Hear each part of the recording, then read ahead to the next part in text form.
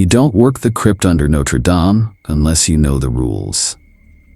They drilled them into me before I saw a single cell. The first one is the easiest to remember. Never look into their eyes for more than 3 seconds. 3 seconds is a rumor. 4 is burglary. 5 is desecration. The crypt is 26 doors cut into limestone, a ring of iron bars and prayer that smells like mildew and burnt rope. I walk it in boots that don't echo, because the air swallows sound down there. The scaffolding above leaks dust into the stairwell. Every breath tastes faintly of ash from the fire that gutted the roof in 2019. They told me the pay was hazard, plus silence. Hazard I could understand. Silence felt heavier. You don't tell people what you see down here. Not family, not friends, not even priests outside the system. Especially not them.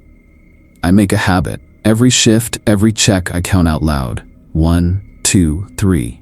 Then I move on. Counting isn't protection, it's survival theater. It tricks the mind into thinking it has a weapon. I met Father Miguel on my 3rd week. His file said, age 57, Dominican, eyes brown, voice persuasive. Containment level, moderate. He sat on the cot the way men sit when they want you to think they've accepted something bigger than themselves. His hands rested open, as if waiting for mine. You're new, he said. Tone gentle, almost bored. 1, I said. He smiled faintly. The corners of his mouth folded like an old hymn book. His eyes locked mine. 2. He didn't blink. His pupils seemed wider than the light should allow. 3. And then beat because my throat had gone dry and the page in my logbook fluttered like a trapped moth. I hesitated. Just half a breath. Just enough to let the silence notice. That's when I heard her. Sarah. My wife. Dead. 5 years. Her voice didn't echo from stone. It came straight from the nave above, the way sound comes down a pipe. She was singing the little nonsense tune she used to hum while brushing her teeth. Off-key and sweet. And then she said my name. The same rising way she used when she wanted me to lie to her. Miguel's mouth didn't move, but I felt it. He knew. He was unwrapping me. Peeling back the affair, the hotel room, the bottle of wine, the cheap curtain. He read it in me the way priests read sin in silence. I stepped back hard enough to hit the wall. The stone was slick with condensation, cold enough to numb my palm. The nape of my neck prickled like ants crawling under the skin. Miguel's gaze softened, almost fatherly. You've carried it long, he said. I shut my logbook and turned away. My breath rasped like I'd run stairs. The voice in the nave cut out mid-word. Only the drip of water from the vaulted ceiling remained. A drop struck a candle on the iron stand beside me.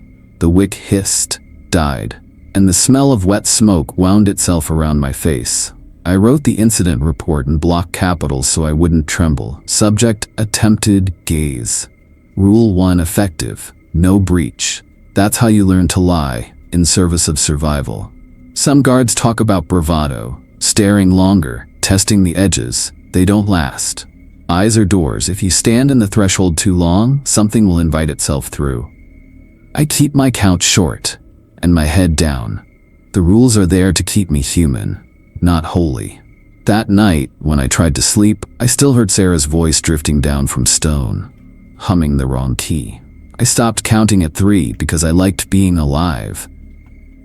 3 a.m. is when the crypt breathes. You hear it in the scaffolding, metal tapping like teeth against the sky, and in the long pause between drips where the air feels like it's listening back.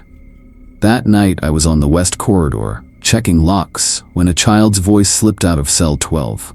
Thin, broken sobs, "Mama." The rule hit my mind before the sound did. Rule 2. Never enter a cell alone. The voice was high and wet. The way a kid cries when her body is trying to give up, but grief won't let it. It didn't belong under Notre-Dame. Down here, the limestone eats every note, grinding it flatter, older, like an echo stolen from centuries ago. I froze 3 tiles back from the door. The no-step line was faint white paint across the floor, already smudged from boots. My hand found the keys on reflex: card, cylinder, manual. The weight felt like the choice itself. "Evan," she whispered. She shouldn't have known my name. I looked through the slit. For a heartbeat, I saw nothing but my own reflection, pale against the glass. Then, 2 small hands gripped the inside bars, fingers dirty, nails bitten down, a child's hands. I'd read her file. Anna Marchetti, 8, Italian. Went missing during a family trip in the 1970s. Witnesses said she wandered to the North Rows to count the glass petals.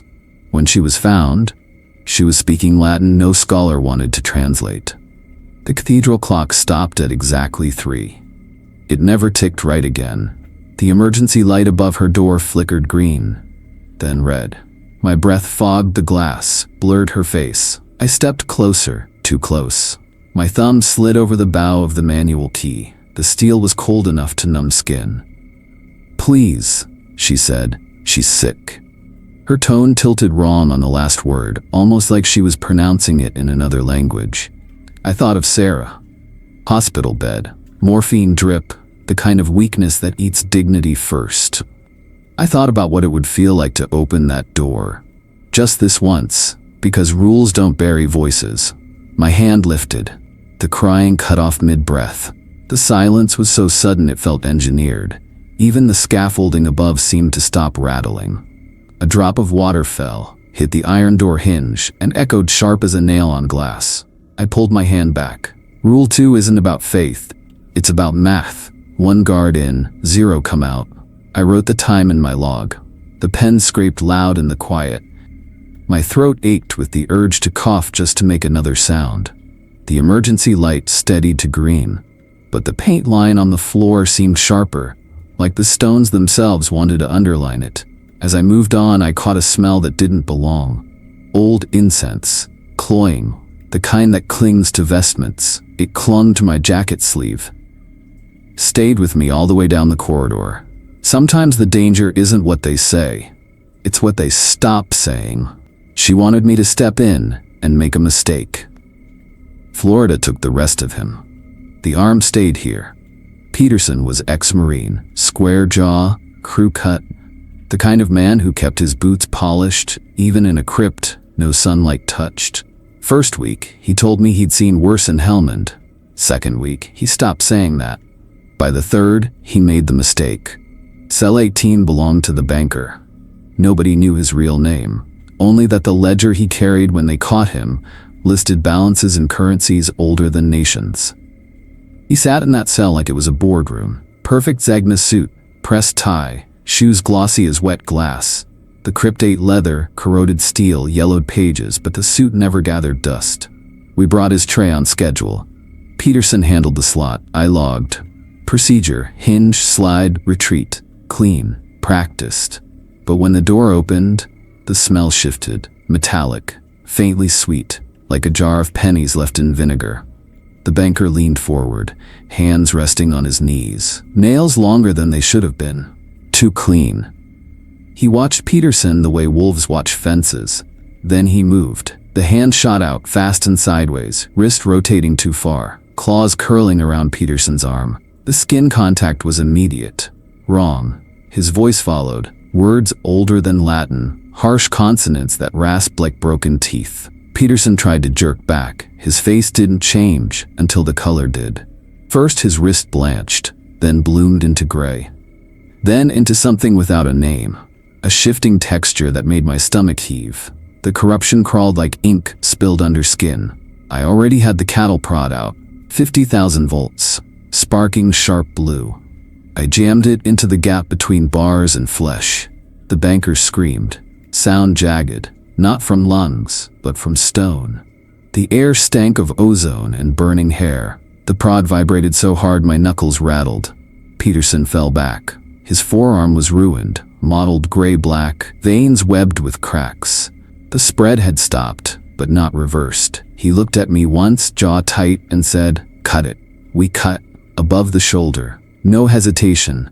The bone saw whined. The air filled with the sharp sweetness of blood and antiseptic oil. Peterson didn't scream. He watched the saw descend and muttered, "Better than staying in there with him." The arm was sealed in a drum, never spoken of again. Peterson was flown to Florida. Medical retirement. A postcard months later. with a tarpon and his half-smile. The banker? He sat back down, straightened his cuff, and smiled like a man who'd just closed a deal. Rule 3, do not touch, even by accident. Especially by accident. I logged the event. My handwriting shook, the prod stank of scorched leather, and I didn't clean it for days. That night when I tried to sleep, I felt a phantom crawl under my skin, like something had brushed me just close enough to leave a seed. I still check my arm every morning. Feeding rounds are supposed to be easy, no theology, no claws, no crying children, just deliver the tray. Check the list. Move on. Father Davio ruined that illusion. He was the oldest occupant in the crypt, hair yellow-white, skin like candle wax. His crime, if you want to call it that, was knowing too much. They said he'd written a commentary on revelations that made sense, which is why he was here, instead of in a grave. His eyes were cloudy but sharp, like river stones under fast water. Rule 4 was made for him. Feed what's on the list. Nothing more, nothing less. His list was simple. 1 black coffee, 2 sugar, no cream, 2 Marlboro Reds, unfiltered, no substitutions. We brewed his coffee at 95 degrees Celsius, checked it with a thermometer, placed the cigarettes on the tray without touching them barehanded. Everything exact, down to the folded napkin. I logged the details, time, temperature, count. I did it because the rules said so, but also because I wanted to believe precision mattered. Like the world was still governed by measurements, not whispers. That shift, Rodriguez was with me. Young, cocky, still thought the rules were superstition. He looked at Davio, saw a tired old man, and thought kindness would buy safety. He added a donut, chocolate glazed, from the break room box. It's just sugar, Rodriguez said. What's the harm? The harm began instantly. Davio's hands trembled as he lifted the cup. He sniffed it, sipped once, nodded. Then he saw the donut. His pupils shrank to pinpricks. The air tightened like a rope around our throats. He bit, his body convulsed, eyes rolled back, foam flecked his lips, his skin rippled, white to green to black in seconds. His nails clawed into the tray, screeching metal. The chocolate glaze smeared his teeth like tar. His voice rose, not in French, not in Latin, but in something that bent the ear wrong.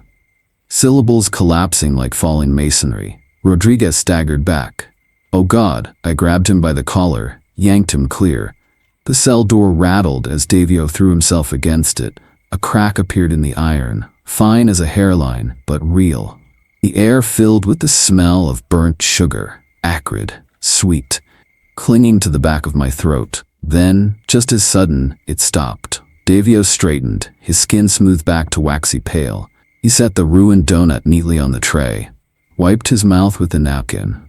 His voice was calm, low, conversational. Next time, follow the list.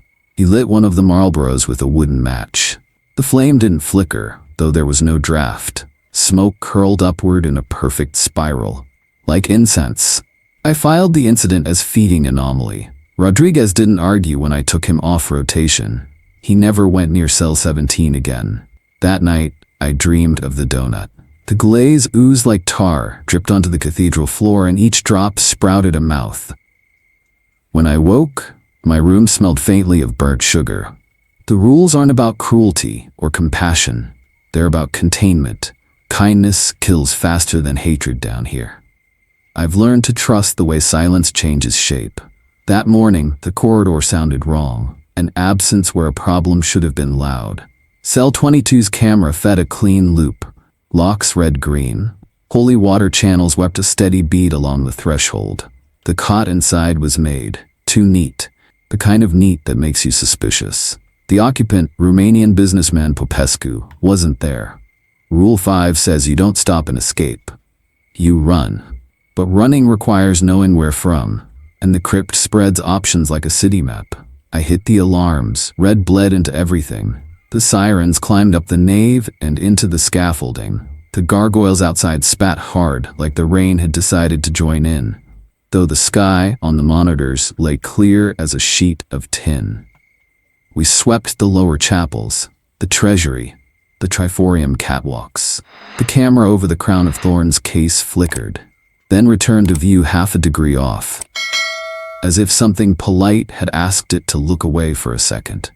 The elevator we reserve for moving crates, never people, on paper, dinged from the upper offices with hotel charm. Lemaire and I looked at each other, like men who know a punchline they don't want to hear. He was in the Archbishop's study, the one that still smelled faintly of beeswax and old sermon. He sat with one ankle across the other, a posture born of boardrooms and first-class seats, reading a first edition of the Divine Comedy, like he'd left off mid-tercet years ago and the book had waited. His suit didn't have dust on it. The room did. Light from the north window laid a web of stained glass color across the floor. It landed on everything except his shadow. The shadow lay where it wanted. A spill of ink ignoring edges. The Garde Républicaine liaison and two of our guards came in quiet, guns low, training high. Popescu looked up like a man interrupted at a tasting. "How did you get out?" I heard myself ask, though a better question was, "What did you ask?" He smiled. His teeth were human, not even very white. Somehow that was worse than fangs. I asked nicely. The words fit too well in the room. In the camera footage we scrubbed later, you can see the way we all blinked inside the same second, how the lens drifted its focus to the far wall, just long enough to misplace the moment. The locks had asked the alarms for discretion, the alarms had asked the cameras for tact, and we had asked our training to pretend it was enough. We walked him back, we didn't cuff him, he didn't run. That was the rot inside the rule. Obedience masquerading as control. In the corridor he paused at a section of glass, where the rose window slices the air into colored geometry. Red set a stripe across his cheek, blue fell through him without landing. His shadow delayed behind his feet, then hurried to catch up, like a dog ashamed to lag. Inside the cell he turned with a gentleman's patience. "Thank you," he said, like a hotel guest to a bellboy. "We should all finish our reading." The door shut. It clicked with the tidy finality of punctuation. We stood there and pretended we were the sentence, not the parenthetical. In the report I wrote, "No sign of force. Subject resecured without incident." The paper didn't deserve a better story, but the rules scraped under the words like a grain under skin. If they escape, run. We hadn't. We'd escorted. The difference felt theological. Later, in the dark, outside the west portal, I found a narrow smear of ash on the stone, like the sole of a bare foot had pressed there and lifted clean. The mark ignored the wind. I put my boot beside it and wished I hadn't looked at the size comparison. Somewhere above, a manual shifted the way old metal shifts in winter. One private complaint. The gargoyles drooled water like men who dream gnashed their teeth. I lay awake after shift and watched the ceiling of my flat. The plaster had a hairline crack. I traced it in my head as if it were a river on a map, to a place I shouldn't go. When I closed my eyes, the looped image played, Popescu's mouth forming the words like etiquette, not threat, and the universe stepping aside for please. I asked nicely. The rule says run, because running is the only thing you still own. The phone tore me out of a dream where I couldn't count past 2. 2:17 a.m. isn't a time, it's a kind of weather. Paris lay empty in my windshield, the river, a black ribbon, with old coins stitched underneath. I badged down into the crypt. The draft met me like a dog that knows its master and wants something anyway. "Jennifer Hayes," Lemaire said, walking faster than age should. "American, 26, North Rose incident, Aramaic, we built her a room." Cell 27 smelled newer than the others. Fresh sealant wrestling old damp. The glass gave back my face, then hers. University hoodie, hair pulled back, eyes that looked like they used to laugh. She sat very still, as if movement would spill something she was holding with her spine. I stood a deliberate foot back from the glass. Rule 2 warms every palm in this place. The intercom was dead quiet. I kept it that way. My pen made a thin sound on the paper. Dates, times, initials, trying to stitch authority like sutures. She rose, placed one hand on the pane. Heat leapt through to the thermal sensor. A soft hiss like a match dumped in water. The votive on my shelf bled an ash-white tear. No wax does that. The wood still smells like blood, she said. The words landed on my shoulders like something I should set down. The organ, 5 stories above, coughed a single tremulant note behind shut bellows. "What's your name?" I asked no one. Because I hadn't touched the talk button. "I have had many names," she said. And the second voice, one we didn't like, layered under hers. Patient as gravity. In life, I was called Dismas. In death, I am called the penitent thief. The book answer jangled against the glass. Made a tune I didn't like. I thumbed the intercom on. Because you don't argue with a radio off. The panel found heat and stayed hot. "You're not Dismas," I said. "Saying the thing you must not believe is sometimes how you keep from believing it." "Death is not the end," she said. "It is a change of address." She lifted her other hand. The glass lit 2 bright palms on the thermal. Somewhere deep in the stone, a hairline crack sounded, the whisper of winter moving into rock. I wrote it because that's what I can do. Thermal anomaly. Organ note. Votive ash. The words looked sane, even if the world didn't. "What's coming?" I asked. "The first thing that spoke when words were wedges," she said. "The one asleep beneath Jerusalem. When it wakes, it will come to the house that fed its children." From the south tower, Emmanuel made a noise. Not a ring, a consideration. Dust let go of ceiling, fell in a soft gray weather. The crucifix over the sink tilted a degree, then straightened. No draft touched it. "Why me?" I asked, and heard the cowardice inside the question. "Because you count to 3, she said, and smiled like pity. "Because you love life more than orders. Because when the door opens, you will decide if you are a guard or a turnkey." The intercom coughed smoke. The glass stopped hissing under her hands. The prints faded toward room temperature. Her eyes rolled like someone waking mid-flight. She blinked. "Young. American. Raw. Where am I?" she said. "Why does it smell like a campfire?" "You're safe," I lied, with an ease I hated. "You had an episode. We're taking care." She slept later, the kind of sleep that makes you believe in mercy. Lemaire stood with me in the corridor, 3 arm lengths away. Pretended he didn't see my hand shaking. "We document," he said softly. 3 mornings later during breakfast, Jennifer lifted her spoon, looked at me through the glass, and said, "He's awake." All 26 cells laughed in the same breath. It found my bones and used them like a tuning fork. 60 seconds by the stopwatch. Then quiet. The way a cliff face is quiet after rockfall. We kept her for observation, because that's what the procedure says when you go pale in front of a miracle. She walked the perimeter of her cell, like someone learning where the walls of her new life sit. I watched and I let a bad thought in. Maybe believing is just good filing. The intercom ran hot the next night. The second voice laid itself under hers with less effort, as if the line had been widened. "You will not stop it," Dismas said through Jennifer's lips. "You may survive it, some of you." "How?" I asked. "By following the rules." "Your rules are little fences," the voice said. "Good for keeping lambs from cliffs, not for wolves." The glass hummed under her palms. A hairline crack wrote itself 3 centimeters long in the corner, and waited. Polite, patient.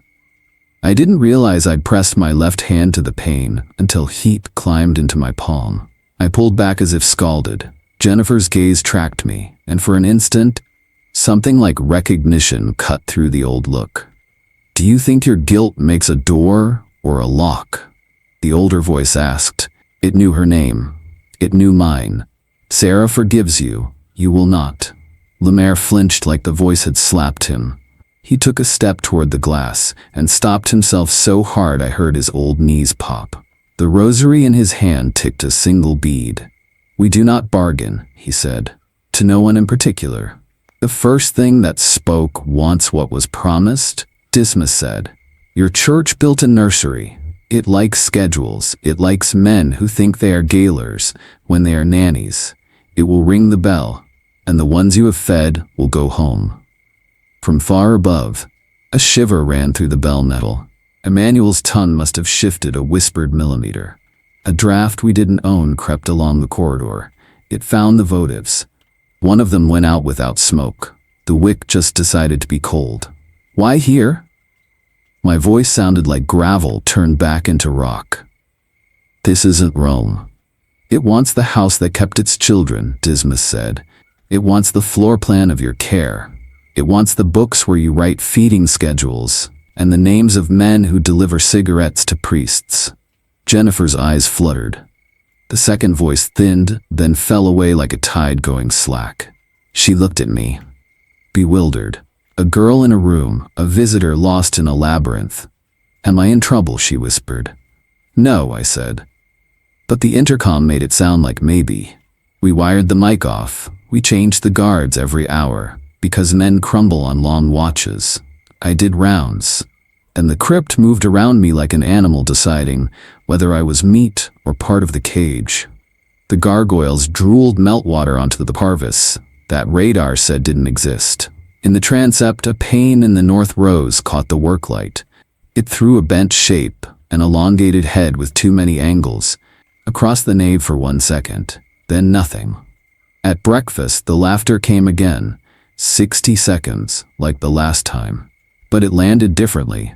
My teeth tried to chatter. I clamped them. Jennifer lifted her spoon, didn't eat. He's awake, she said again, and didn't blink for 6 beats. My radio had been off since the last maintenance. It woke itself and spoke without light. Evan, said a voice that wasn't a voice. Don't run. The tone was patient, persuasive, the exact middle between my own voice and something I'd never heard. Like a bell humming just above a prayer. Then the alarms went off, the way storms do when they decide to come in through every window. We let her go, because doctors need to be right on paper. And she no longer spoke a dead man's language. She disappeared into consular glass tinted against weather and came up on the other side of the world as a postcard machine. The first card was the Western Wall. Evening turned copper, no handwriting beyond our names, no message. The second was the Church of the Holy Sepulchre, morning gray like ash on a glove. The third was the Dome of the Rock. A blue coin under a pale lid. In each card, if you let your eyes rest where they shouldn't, a long-robed figure faced away, walking in the wrong direction for the crowd. A reflection in a shop window showed a hand pressed to the glass, the way Jennifer had pressed hers. I kept them in the right-hand drawer. It didn't like to stay closed. The metal slides took a breath sometimes. A 2mm sigh that was probably physics, and maybe a warning. The crypt grew quiet, the way forests do when something large walks through. Humidity ticked up 2 points. The data tech muttered about faulty sensors and swapped them. The replacements agreed. Cameras in the triforium went white, not with snow, but with absence. We cataloged 70 seconds of nothing that refused to be clipped. The file size changed every time I looked. One night I took the long ladder onto the scaffold because trusting cameras felt like asking photographs to keep secrets. The mesh walkway hummed under my weight. A work light clicked on with a nervous buzz and turned dust to gold coins in the air. A gargoyle with a broken ear leaned over me, its mouth cut to spit rain 1,000 years too well. On the mesh just past it, a print of ash lay neat as a pressed leaf. Barefoot, narrow, the toes together like someone used to sandals. I knelt, and the ash quivered as if settling from a breath. Through a gap in the tarp, Paris exhaled. The Seine smelled like old pennies and cold. Somewhere a scooter tore the night and laughed. In the nave below, a ripple moved across the foam pads we lay down to protect the stone from our own repairs. The pads are engineered not to ripple. They rippled anyway. The wave crossing from west to east like a thing deciding on a direction. I stood, told myself none of this would matter if we kept the rules. Then I thought, rules are how we domesticate fear. Arithmetic. We're a god that doesn't do math. The fourth postcard arrived with a bruise on the stamp. The dome again, closer, The figure now filled a third of the frame. The robe looked like a coat if you squinted, a modernity that felt like mockery. In the reflection in a gold script band, his shadow was an ink spill bleached out, as if the world had tried to erase it and failed. That night, the gargoyles spit water no radar knew about. The bells did not ring, but the tower shifted like a sleeper with a bad dream. Lemaire and I walked the crypt one more time with the calm of men who understand the limits of doors. He paused at a rusting bracket, touched it like a relic. "You don't have to stay," he said without looking at me. "Neither do you," I said. He laughed, small, pained. "I took vows, you took pay." "I took rules," I said, and didn't say that the rules had started to feel like liturgy, and liturgy wasn't saving anyone. The morning it happened, the air had a taste, not sulfur, not rot, something clean, like metal wet with rain. The lights didn't flicker, they chose red. The sirens didn't wail, they made a tone that found soft things and asked them to harden. Control tried to speak and turned to static that spelled my name by accident. Emmanuel breathed, the elevator dinged with hotel manners. We'd been expecting thunder. It arrived, wearing a black coat and good posture. At 9:23 a.m., the building decided to be red. The alarms stacked over each other until the air seemed to tear. Coffee hit the floor out of my hand and shattered. The heat walked my boot leather and stayed like a hand on my ankle. The elevator doors opened to a square of light, too soft for the crypt. Inside was nothing, the way a mouth is nothing when it's empty and waiting. The smell rolled out, dust just woken from centuries, iron on the tongue. The sweet clean of a morgue that takes pride in its stainless. "Hello, Evan," the radio said. It wasn't on. The display remained a dead eye. The voice used my name like a favor. It stepped forward because that's how gods speak to men who write reports. A man-shaped outline, black coat that would pass for clergy in a dim room, hair threaded with responsible gray. The kind of face you'd trust to tell bad news gently. The shadow poured out around his shoes. It didn't respect the geometry of the corridor. It reached across thresholds, curled into corners like water finding a low point. "Are you going to invite me in?" it asked with real curiosity. "No," I said, and counted on my fingers where he couldn't see. 1, 2, 3. It smiled with human teeth. That was worse. Behind me, Lemaire lifted the shotgun laced with blessed salt. He whispered a prayer that had more consonants than mercy. The thing turned its head toward him, half lowered its eyes in what might have looked like respect if the shadow hadn't raised 4 heads in 4 directions to watch. "You built rooms for wolves," it said, as if continuing a conversation we hadn't had. "You fed them well. You wrote their names. You taught them the sound of your footsteps and the patience of your schedules. We kept people safe," I said, because faith sometimes wears the clothes of procedure. "From paying the price," it said gently, "exorcisms work. They kill as well as heal. You chose the neatness of kennels." A breeze with no reason to exist ran down the corridor. The stained glass in the viewing slit of cell 3 threw red, blue, gold across the walls. The colors bent around the shadow like light bending around a mass we cannot see. For 1 second, the gold bar landed on the wall near my shoulder and resolved into a face. Sarah's face. Hair in the old cut, mouth staged to say my name the way she did. When the truth needed to come out, "Evan," she said. Exactly wrong, and exactly right. The mouth didn't move on the man. It moved on that gold smudge of light. My breath left in an embarrassingly small sound. I swallowed until my throat hurt. "You don't get to use her," I said. I kept my Glock level, hands steady, the way muscle memory lies to the body about terror. The thing listened. Head cocked as if to a bird. The shadow cocked 4 heads, and a hand. "I don't need her," it said. "You keep her close enough."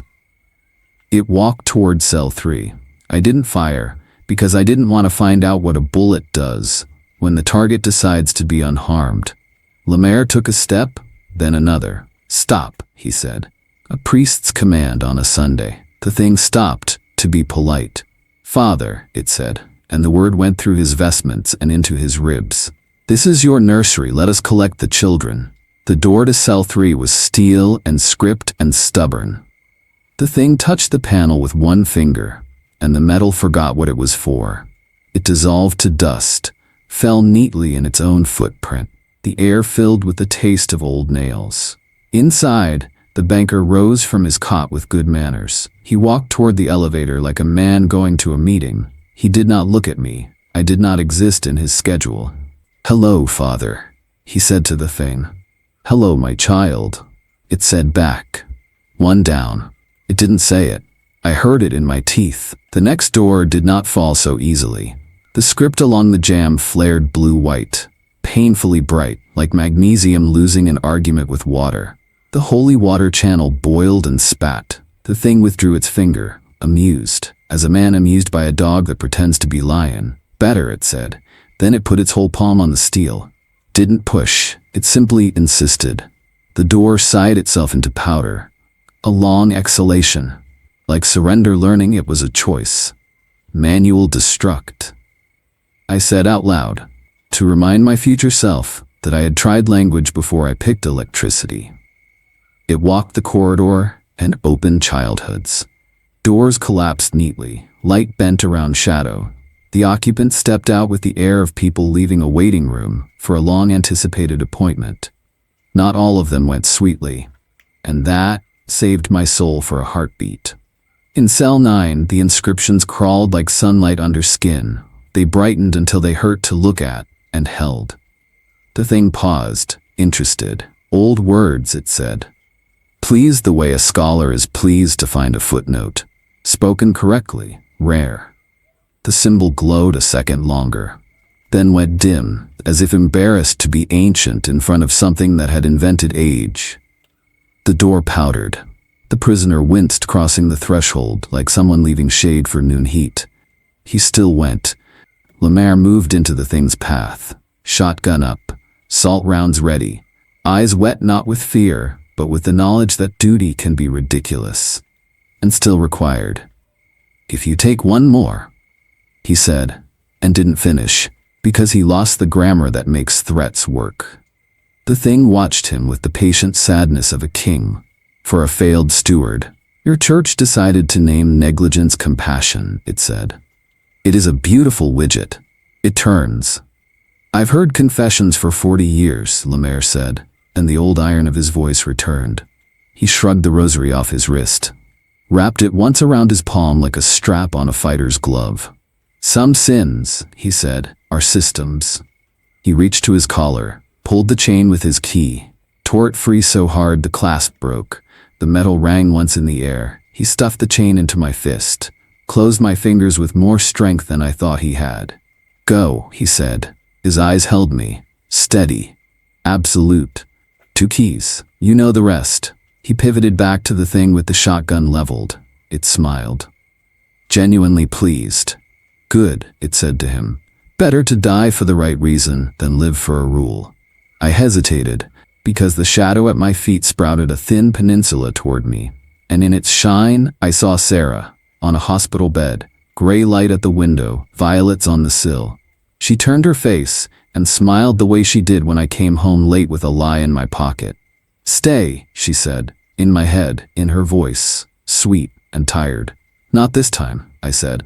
Maybe to her, maybe to my cowardice. I ran. Behind me, Lemaire fired.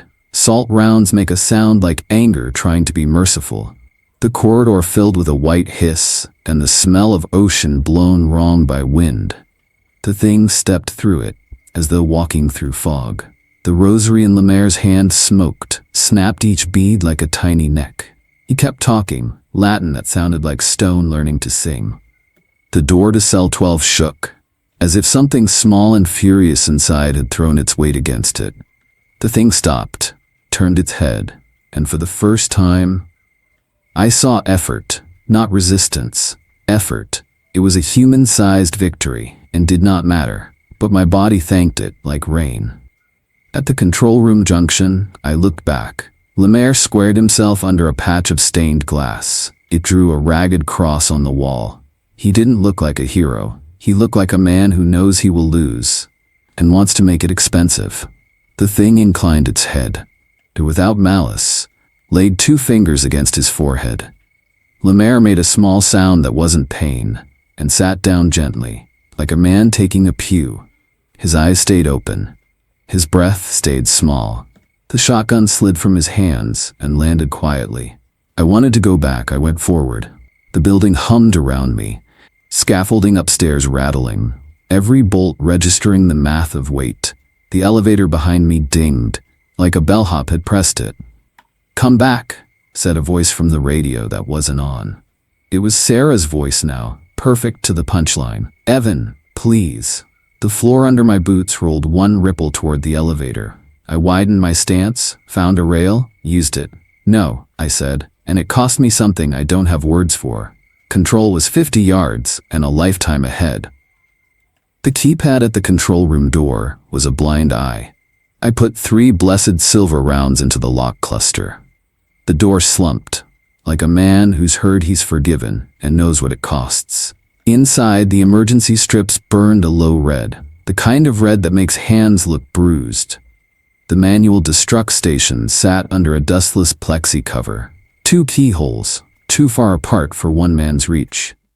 A red button that looked like a joke until it starts a prayer. Lemaire's key lay hot in my palm as if his hand hadn't left it. The second key lived around a cardinal's neck in Florence, which might as well have been nailed to the moon. I scanned the racks out of habit, looking for miracles. None. A cattle prod slept where it always sleeps, black handle, prongs like a dare, 50,000 volts. Electricity doesn't believe in angels, it believes in shortest paths. Behind me, footfalls didn't happen, and still, the floor understood weight. The radios on the wall whispered in 3 voices at once. Static, my own, and Sarah's. "Stop," said Sarah. "Please, come home. I forgive you." That word hurt more than the rest of it. Forgive is a knife with a handle. I shoved the prod's prongs into the second keyway and squeezed. The prod sang. An arc walked across the face of the panel, like lightning deciding to be domestic. The smell of burning insulation rolled up and hugged my face. A green LED blinked and stayed. Lemaire's key turned left. The electric key turned right. The cover snapped up. The button waited. My thumb hovered. In the reflection of the plexi, the stained glass colors from nowhere turned into a face for a second. Sarah again. Then not. I pressed. A gong answered underneath the building. A belly note I felt through the soles of my boots.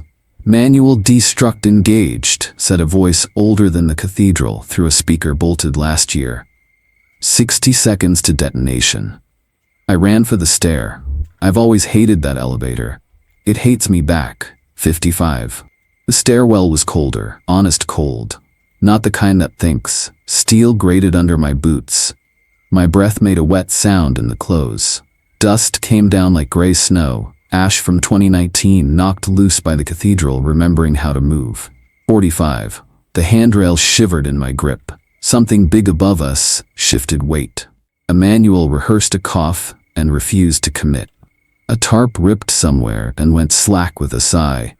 35. My radio bled static that made syllables where there weren't any. "Stay," it said, in Sarah's voice. And for an instant, I saw the hotel room, the cheap curtain, the glass, the wrongness. The guilt rose like bile. 3 seconds, I told myself. 1, 2, 3. I shoved the image away like a plate I didn't order. 28. The exit door at the Parvis was heavier than design intended. The building leaned, asking me a question with its weight. I shouldered through into winter light. The air slapped me with diesel and river, and the memory of incense in wool. The square lay empty, cordons up, pigeons sulking like parishioners after a bad sermon. 18. I ran for the lee of the south tower wall. The scaffolding above chattered a scale of bolts. 10. I pressed my cheek to stone that has outlived better men than me. 5. I thought about Lemaire, sitting down like a man in a pew. I thought about Sarah, and about the way this job made me rehearse grief until it became a skill. The blast went downward, like the cathedral exhaled into the earth. Sound came late, a thunder heard underwater, The parvis bucked, pigeons became shrapnel, and then birds again. Car alarms tried to sing along and forgot the tune. Dust stood up and walked away like a wall with legs. Then the world remembered silence. Paris made a story out of it that fits in a mouth. Gas, old pipes, stress. Construction is messy. The hole in the ground where the crypt had been looked like an eye teaching you humility. They put up fences and signs and brought men in bright vests to talk about rebar. Cameras found angles that wouldn't alarm donors. I slept in my flat one more night, because you should say goodbye to the room that kept your ghosts. Lemaire called from a number that wasn't. "Are you alive?" he asked, and then didn't ask who I had killed. "I am," I said. "Are you?" A pause big enough to put a bell inside. "For now," he said. The words carried a room tone I recognized. Concrete, a dehumidifier hum, someone praying in the next corridor. "They will rebuild," he said. "They think deeper is safer." "No," I said. "Finish." It felt like putting a stone on a grave. Not for weight, for acknowledgement. He didn't argue. "Then God keep you," he said, and hung up. Into whatever place old men go when they have kept the door as long as they could. I packed light. 3 shirts, 2 pairs of pants. A photograph of Sarah taken in light that forgave everything. My uniform stayed in the closet like a skin I couldn't be bothered to carry. The church sent offers with bonuses that read like bribes from a loving tyrant. I stacked them and let recycling do mercy's work. Florida smelled like salt, sunblock, and a cheap beer's idea of happiness. I bought into a charter because engines have rules, and the sea obeys physics, even when it kills you. Tourists step onto the deck with their demons tucked in their phone cameras, and step off lighter because they held a line tight and then let it go. You can build a theology out of that if you're dumb or desperate. Jennifer's postcard switched to coffee shops, bookstores, footpaths with leaves the right color for the season they were in. The light changed in them. Less omen, more weather. Sometimes a long coat turned a corner in a reflection, but it kept walking away. I kept them in a drawer that stayed shut unless I opened it. At night, when the wind dies, the deck settles like an animal tired of watching. That's when I hear them. Footsteps. Not loud, not cinematic. The pressure shift of weight changing from heel to toe. A patience learned in long corridors. I keep my head down and let the boat be what it is. Wood, fiberglass, hope. Sometimes I look. It isn't smart. But humans aren't. The ocean is a mirror if you let it. I lean out over the rail and the water holds my face. It gives me back the thing I bring. The first time it happened, the moon was thin, the tide slow, and Sarah looked up from the black like she was standing 30 feet under the surface. Eyes open, asking me a question only the dead get to ask. I counted. 1, 2, 3. Rule 1 followed me to the ends of the map. It kept me human one more night. I turned away, because I liked being alive more than I liked being forgiven. The footsteps took one more slow step, and stopped as if practicing mercy. The church will build rooms for wolves again. They will polish the keys and hire better men. Maybe I am a coward for walking away. Maybe I am something worse. But the rules did what rules can. They made a narrow door through a wider ruin. On good nights, the footsteps pause at the rail while I light a cigarette I don't smoke and watch it burn to ash. On bad ones, they don't. And the water shows me a pair of eyes I shouldn't meet for a 4th second. I count anyway. 1, 2, 3. Then I turn and leave the sea to hold what it holds.